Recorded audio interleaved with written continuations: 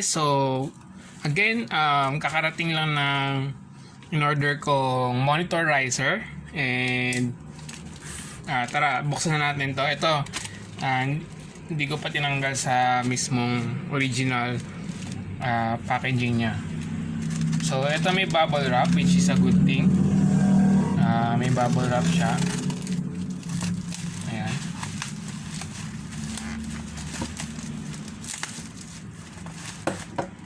Ayan, so labas na natin.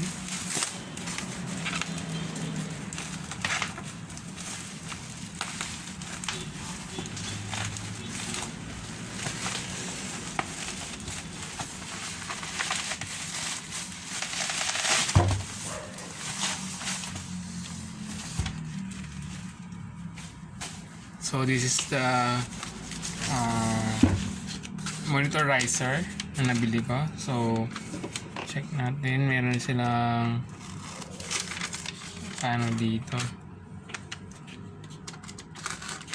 So this is the product I bought. So meron silang print ng product kung magkano, kung kailan order. So tara, tingnan natin kung okay ba to.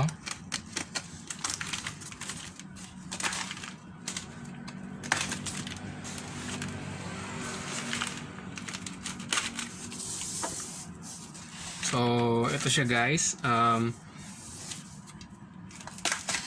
same walnut color ata ito, as I remember.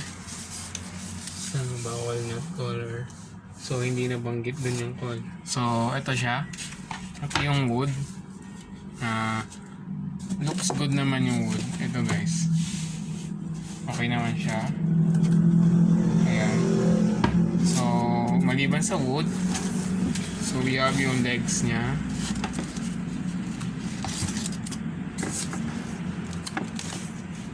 And yung kanyang kabitan. So nice one. Yung kanyang kabitan is not screw. So wooden ano siya, screw. So okay to para sa akin. I prefer this one. Ayan. So tara, i-assemble na natin siya.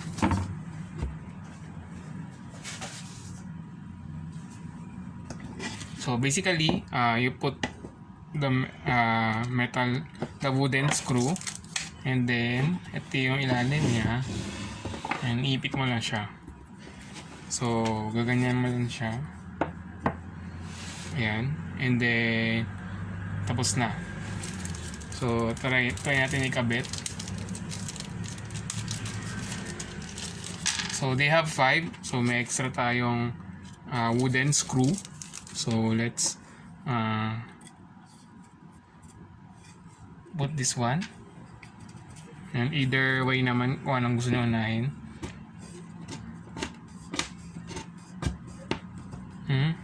Nice.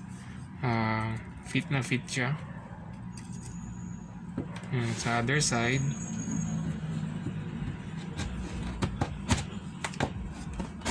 and yan na guys, ito na siya ang aking wooden table stand monitor riser. So tara, alisin ko lang tong sa bracket, para makita niyo yung ano niya. Ayan guys, so yan siya. Kung gusto natin malaman yung height, so kuha ko na ruler.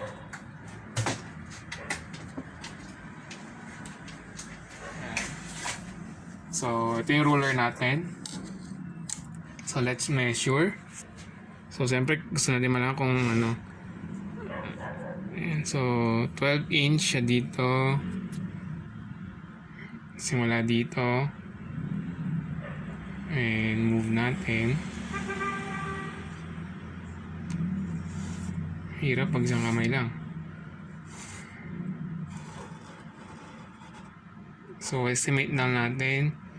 So 12 plus 8, almost 8. So 20 inch siya.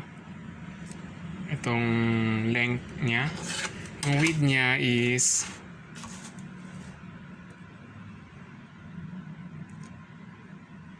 7.9 I think inch. And then yung height niya, so itayo natin siyang ganyan. Ang height niya is 3 inch. 3 point something. Ayan guys yung height niya. 3 point something yung height niya. Ayan. So this monitorizer is good. Kakulay niya yung table ko, yung computer table ko, hindi itong table. Ayan. So pakita ko sa inyo pag nailagay ko na to with my monitor on top. So guys, ito na siya. Na-install na natin. Nakapatong na yung monitor natin sa kanya. So yung monitor ko is around 24 inch. Itong HP monitor. And sturdy naman siya. Ayan guys.